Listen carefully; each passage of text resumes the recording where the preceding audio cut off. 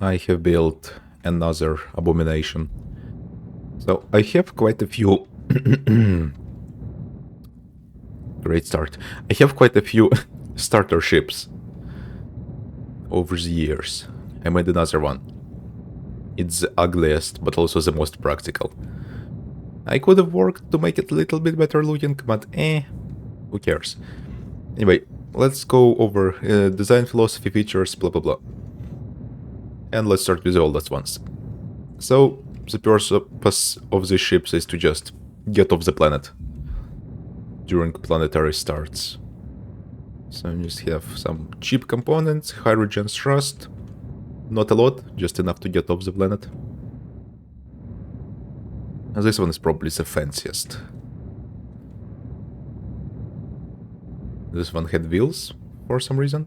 We can also add wheels here, but anyway, this one is built using the container core theory, where you just have the core of cargo containers and attach stuff to them.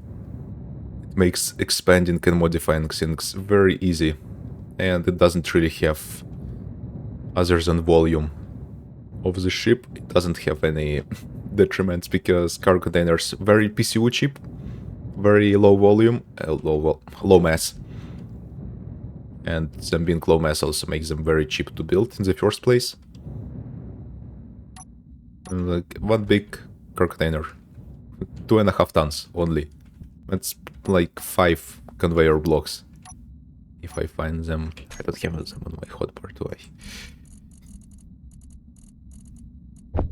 Yeah, look at this, 500 kilos. So one of these big containers, like 5 conveyors, but you can store stuff in them. Anyway, so you build the container core, and then you attach stuff to the sides of it. And the nice thing about this ship, it's actually useful and modifiable, unlike these old ones. Because these ones are just a dead end, pretty much. You build it, and then you need to build a new ship. Like, how do you expand this? you can't. You simply can't. Unless you try really hard, but then at that point, it's much quicker to build a new ship than to rip parts of this one. But this one, you can expand it so easily. Just expand containers downwards, expand them backwards, maybe even in the front, maybe upwards. Add stuff to the sides, remove stuff from the sides. So what we have here is just a example layout. And when I need to use a conveyor, I use an air vent, because they show up on the control panel. So it makes easier to repair. They cost the same amount of PCU as conveyors. There's no downside to using them. Maybe in large amounts they would be less performance efficient, but who cares? If you're using conveyors or air vents in large amounts, you are doing something wrong anyway. Mostly to just connect smaller stuff, like these farm plots. Yeah, as for the interior, I chose to just use armor plates as a change, because they are very easy to build. It's just all steel plates all the way. Because you could have used some fancier stuff like these catwalks, like I do on some other ships, but the problem with them is that they are more annoying to build. A bit heavier and require a bunch of different components, so if you want to hand weld stuff, it gets annoying. But here, just steel plates, and some windows here and there.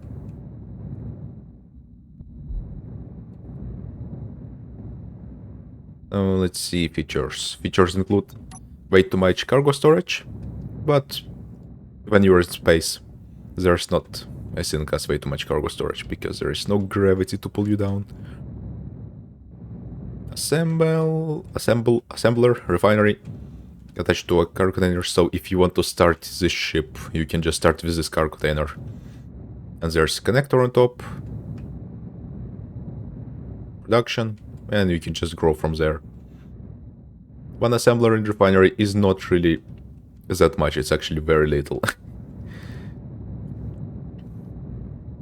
But it should be enough for the starter starts, especially on servers with production multipliers, like official ones. I mean, if you're playing with realistics, then yeah, you would need like tens of them. But on teen servers, there's like 3 times cheaper cost to build components and 3 times faster refinery speed. Even a single one would be enough for quite a lot of stuff. We got some optional hydrogen engines for power generation while you don't have the reactors. Let's see.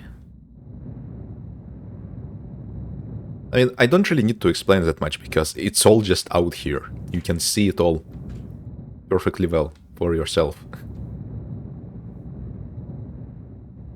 And if you have anything missing from it, you can always add it yourself. That's the functional beauty of this design. And if you want decorations, you can always add decorations yourself. This, I don't know, stair blocks, just take them and spam them around the place to smoothen the shape up a bit. You will get a long way with very little effort.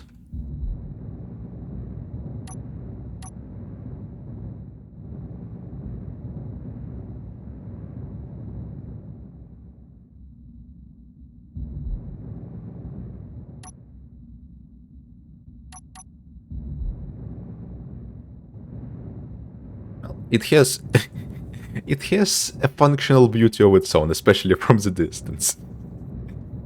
It does look like a just weird blob stuff. But it's definitely original. It's definitely original looking.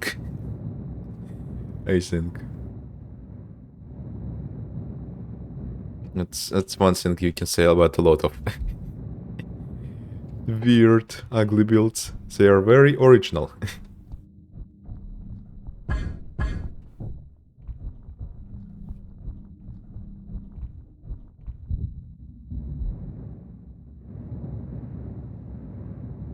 But yeah, I find it recently more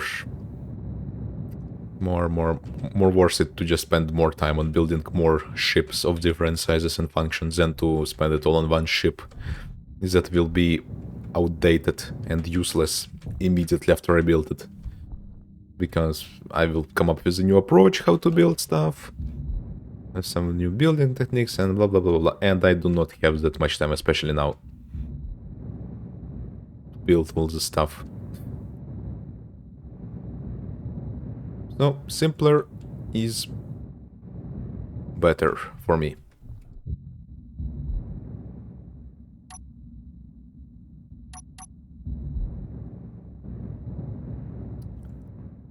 Yeah, I think that's it. Oh yeah, if you want to climb ladders faster, here's one last tip of the video. Just look up at an angle and then press F. Spam F. There. You can climb them really fast like this. And if you want to get off them easy, you hold side button and then press spacebar and you jump off of them to the side. Just press spacebar, you jump backwards. You climb so slowly. It's crazy. Very. Oh yeah, about the name, I chose S400 because it's a starter ship and it weighs 400 tons. At least it did weigh 400 tons until I remembered that I forgot to add upgrade modules to the assembler and refinery, and now it weighs S420 tons.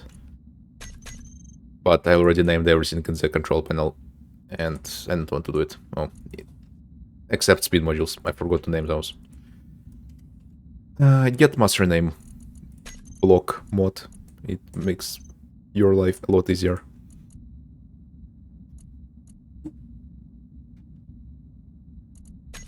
Bam. There we go.